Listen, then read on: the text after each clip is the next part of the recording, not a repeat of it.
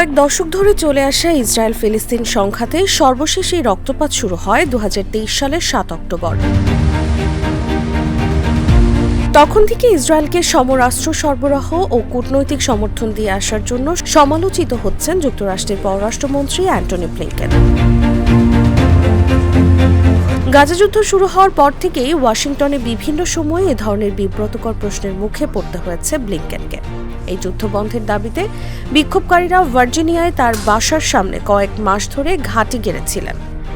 তারা দফায় দফায় ব্লিংকেন ও তার পরিবারের সদস্যদের গাড়িতে রক্তের প্রতীক হিসেবে লাল রং ছুঁড়ে মারতেন।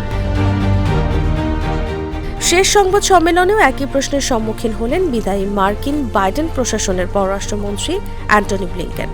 আগামী সোমবার পররাষ্ট্রমন্ত্রীর দায়িত্ব থেকে বিদায় নিতে চলা অ্যান্টনি ব্লিংকেন গত বৃহস্পতিবার শেষ সংবাদ সম্মেলনে অংশ নেন। সংবাদ সম্মেলনে নিজের বক্তব্যে 15 মাস ধরে চলা গাজা যুদ্ধ ঘিরে নিজের কূটনৈতিক তৎপরতার পক্ষে কথা বলছিলেন মার্কিন এই পররাষ্ট্রমন্ত্রী। এ সময় সাংবাদিকদের একের পর এক তীক্ষ্ণ প্রশ্নবাণে বিদ্ধ হন। এক পর্যায়ে গাজা নিয়ে বাইডেন প্রশাসনের সমালোচনা করেন স্যাম হুসেইনি নামের এক সাংবাদিক। মুহূর্তেই সবার সামনে থেকে জোর করে তাকে বের করে নিয়ে যায় নিরাপত্তারক্ষীরা।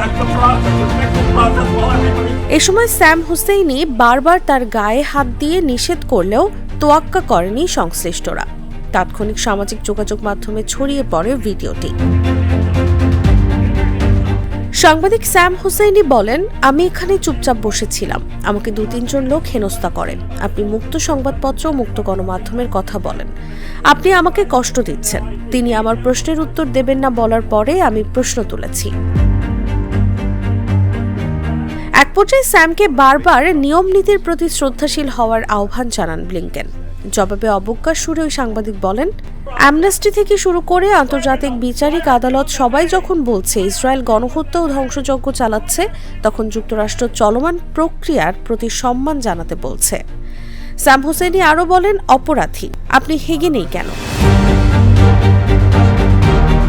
শান্তি চুক্তি আগে থেকেই থাকলে গাজায় যুক্তরাষ্ট্র কেন বোমা বর্ষণ করতে দিল, সে প্রশ্ন তোলেন ম্যাক্স ব্লুমেনথাল নামের আরেক সাংবাদিক। তোপের মুখে ব্লিংকেন বলেন, যুদ্ধে আন্তর্জাতিক আইন লঙ্ঘন করা হয়েছে কিনা তা নিয়ে বহু মামলার তদন্তে নেমেছে ইসরায়েল। তাদের নিজস্ব প্রক্রিয়া আছে, আইন আছে জানিয়ে ইসরায়েলের সাফাই গান Blinken. Taslima Tithi, Jago news.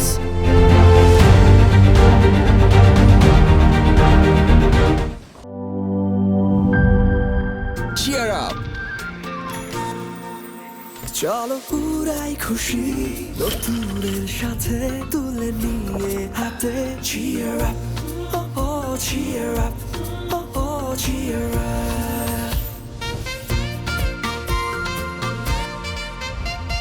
চুমুকে চুমুকে enjoy the life. চলো পুরাই খুশি তুলে নিয়ে হাতে cheer up, oh oh cheer up. চিল হবে রিফ্রেশিং মুডে। চিয়ার আপ, চলো উড়াই খুশি।